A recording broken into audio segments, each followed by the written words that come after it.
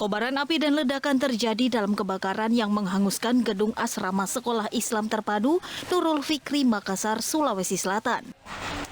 Kencangnya hembusan angin dan atap lantai 2 yang terbuat dari kayu membuat api cepat membesar dan merambat ke beberapa gedung lainnya. Personel pemadam kebakaran yang tiba di lokasi bahu-membahu bersama warga untuk memadamkan kobaran api yang terus membesar. Siswa-siswi yang sedang belajar pun panik dan berhamburan keluar menyelamatkan diri. Diduga korsleting listrik berasal dari pendingin ruangan. Banyak guru-guru sedang berada di kantor, tiba-tiba listrik padam. Semuanya langsung keluar sini, api sudah membesar. Ruangan yang terbakar adalah asrama santri tingkat sekolah menengah pertama. Kerugian akibat kebakaran ini ditaksir mencapai puluhan juta rupiah.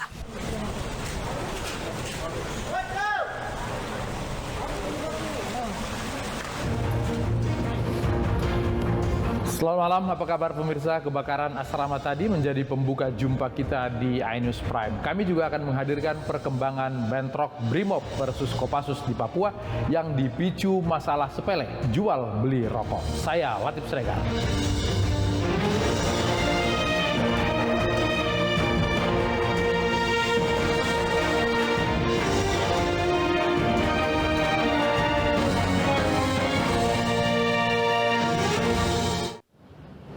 Unjuk rasa memprotes dugaan kecurangan dalam Pilkades di Polewali Mandar berakhir ricuh. Massa yang emosi nyaris terlibat baku hantam dengan panitia pemilihan kepala desa.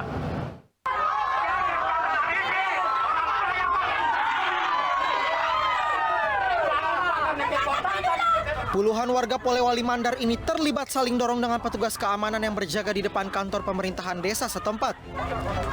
Unjuk rasa ini membawa tuntutan pengusutan dugaan politik uang dalam pemilihan kepala desa. Massa mengamuk lantaran dihadang aparat saat menyampaikan pendapat.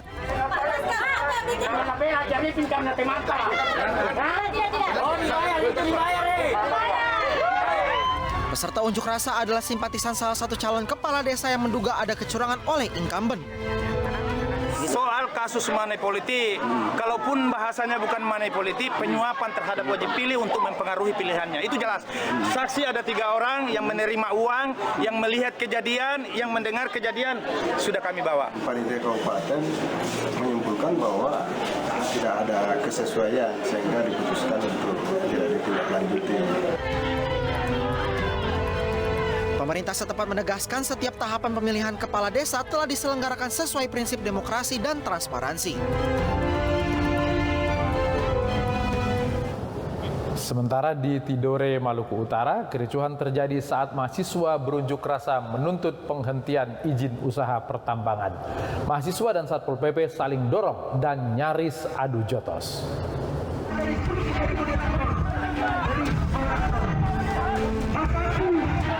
Aksi saling dorong antara mahasiswa dan petugas terjadi di depan kantor Gubernur Maluku Utara saat mahasiswa mencoba masuk ke dalam kantor. Unjuk rasa mahasiswa digelar untuk menuntut penghentian izin usaha pertambangan yang berada di 3 wilayah di Kecamatan Obi, Kabupaten Halmahera Selatan. Selain berorasi, mahasiswa juga membakar ban bekas. Gubernur Provinsi Maluku Utara Abdul Ghani Kasubah harus segera mencabut iup produksi. Usai berunjuk rasa di kantor gubernur, mahasiswa mendatangi DPRD Provinsi Maluku Utara. Mahasiswa mendesak aparat penegak hukum untuk menyelidiki dugaan praktek mafia tanah.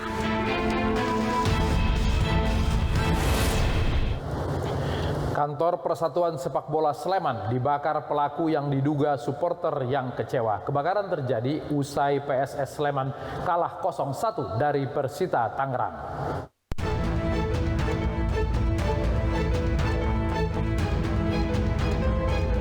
Inilah aksi pembakaran kantor PSS Sleman yang berada di kawasan Randu Goang, Desa Sariharjo, Kecamatan Ngaglik, Kabupaten Sleman. Peristiwa yang terekam kamera pengawas ini pun viral di media sosial. Kasus ini kini dalam penyelidikan Polres Sleman. Ya barang bukti maupun saksi sudah ada. Kita sudah melakukan interogasi awal ke saksi-saksi yang melihat kejadian awal. Berbekal rekaman kamera pengawas dan pemeriksaan saksi, kepolisian kini memburu pelaku pembakaran. Ratusan buruh dari berbagai elemen berunjuk rasa di depan Balai Kota Jakarta menolak upah minimum provinsi. Gubernur Anies Baswedan yang lesehan bersama buruh menyatakan sudah meminta Menaker meninjau kembali penetapan UMP.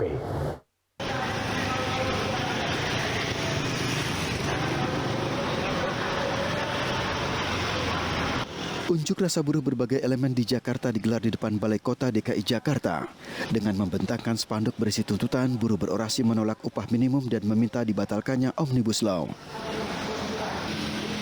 Buruh juga meminta Gubernur DKI Jakarta untuk menaikkan upah minimum provinsi sebesar 7 hingga 10% dan berlakukan upah sektoral. Gubernur DKI Jakarta yang menemui para buruh mengaku telah mengirimkan surat kepada Menteri Tenaga Kerja terkait nominal upah buruh yang ada di Jakarta. Kami mengirimkan surat kepada Menteri Tenaga Kerja. Kami melihat PP 36 yang formulanya diberikan untuk seluruh Indonesia. Kami semua terima formulanya, kami semua terima angkanya. Bila diterapkan di Jakarta, maka buruh di Jakarta hanya mengalami kenaikan sebesar Rp38.000. Di hadapan para buruh, Anies Baswedan mengaku angka UMP yang diberikan tahun ini dianggap lebih kecil dibandingkan tahun-tahun sebelumnya. Usai menyampaikan aspirasinya di hadapan Gubernur DKI Jakarta, ratusan buruh kemudian bergeser ke area patung kuda Monas. Bersama rekan-rekan buruh lainnya, mereka kembali berorasi menggunakan pengeras suara dari atas kendaraan. Di Jalan Medan Merdeka Barat, polisi memblokade jalan dengan memasang kawat berduri dan kendaraan barikade milik polisi.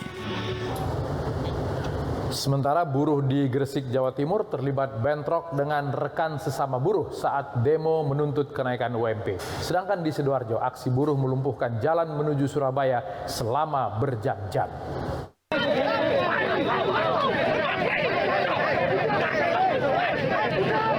Aksi unjuk rasa ratusan buruh menuntut kenaikan UMK di Kabupaten Gresik diwarnai kericuhan sesama buruh di depan pintu masuk PT Kurnia Alam Segar.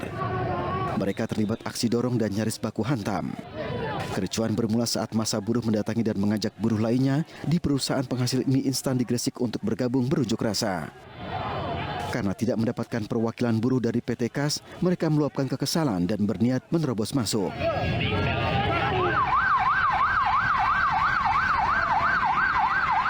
Aksi unjuk rasa buruh juga terjadi di Sidoarjo, Jawa Timur. Sekitar 300 buruh dari berbagai elemen turun ke jalan menggelar aksi konvoi keliling kota menuju kantor Gubernur Jawa Timur dan kantor Disnaker Jawa Timur di Surabaya.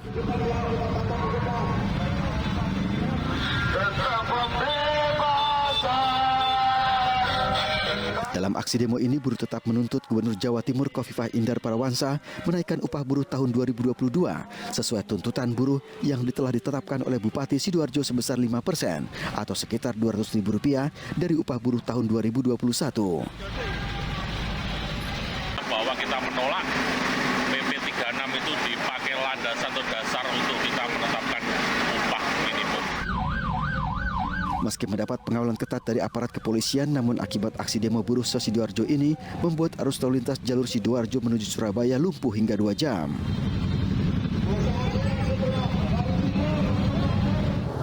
Presiden Joko Widodo menyatakan tidak ada satupun pasal yang salah pada Undang-Undang Cipta Kerja yang baru saja ditinjau ulang Mahkamah Konstitusi. Jokowi juga menjamin investasi tidak terganggu atas putusan tersebut. Seluruh materi dan substansi dalam Undang-Undang Cipta Kerja dan aturan sepenuhnya tetap berlaku tanpa ada satu pasal pun yang dibatalkan atau dinyatakan tidak berlaku oleh MK. Oleh karena itu, saya pastikan kepada para pelaku usaha dan para investor dari dalam dan luar negeri bahwa investasi yang telah dilakukan serta investasi yang sedang dan akan berproses tetap aman dan terjamin. Beralih ke berita lain, putra kedua almarhum Arifin Ilham, Muhammad Amir Az-Zikra, meninggal dunia setelah sempat dirawat di rumah sakit. Jenazah dimakamkan di samping pusara ayahnya di Pondok Pesantren Az-Zikra, Gunung Sindur, Bogor, Jawa Barat.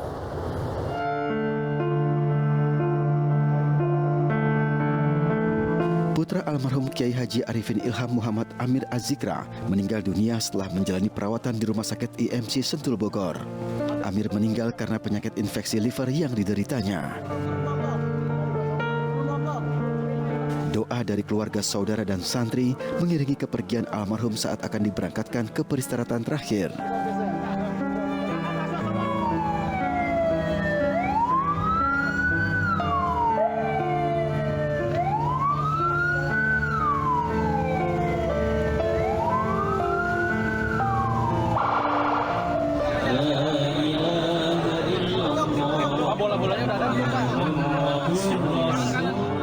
Kepergian Muhammad Amir Az-Zikra meninggalkan duka mendalam bagi istri tercintanya yang baru dinikahi Juni 2021 lalu. Jenazah Amir Az-Zikra dimakamkan di samping pusara sang ayah di Pondok Pesantren Az-Zikra Gunung Sindur, Bogor, Jawa Barat.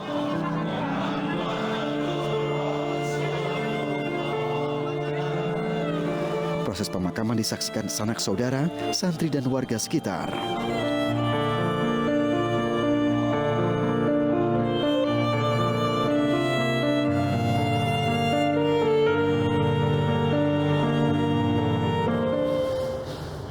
Ormas kembali bikin gemas. Ratusan anggota pemuda Pancasila mengepung kantor DPRD Kabupaten Tangerang menuntut pencopotan anggota DPR Junimat Girsang. Informasi tersebut adalah satu dari 5 berita pilihan hari ini.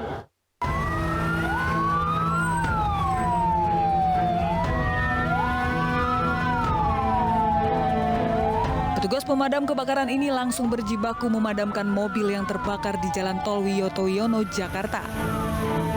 Angin kencang di jalan tol membuat api cepat membesar dan menghanguskan seluruh bagian mobil.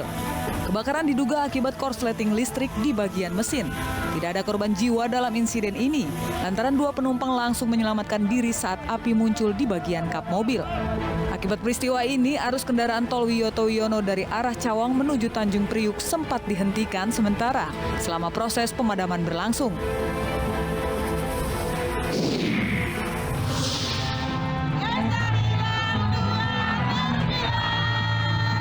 Ratusan anggota pemuda Pancasila yang bergabung dalam Majelis Pimpinan Cabang Kabupaten Tangerang, Banten mengepung kantor DPRD setempat.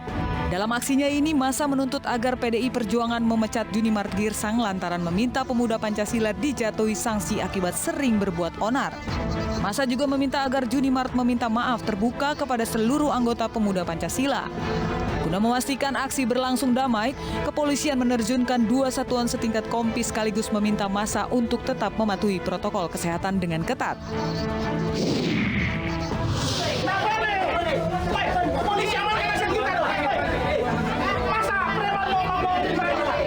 Kuasa hukum pemilik rumah toko ini menolak eksekusi pembongkaran yang sedianya dilakukan oleh Pengadilan Negeri Kendari. Situasi memanas saat orang suruhan pengadilan mengeluarkan sejumlah barang dari dalam ruko. Meski mendapatkan perlawanan dari pemilik ruko, namun proses eksekusi tetap dilaksanakan oleh Pengadilan Negeri dengan pengawalan ketat aparat. Eksekusi 3 bangunan ruko ini dilakukan berdasarkan risalah lelang atas dasar kredit macet.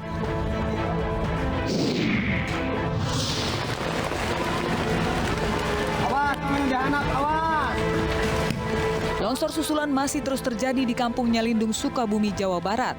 Setelah diguyur hujan deras, tebing setinggi 15 meter longsor menimpa 2 rumah warga. Petugas gabungan dan warga pun berupaya memindahkan material longsor yang menimpa rumah warga. Guna meminimalisir kejadian susulan, petugas memasang garis polisi dan menutup retakan tanah agar warga tidak melakukan aktivitas di lokasi rawan longsor.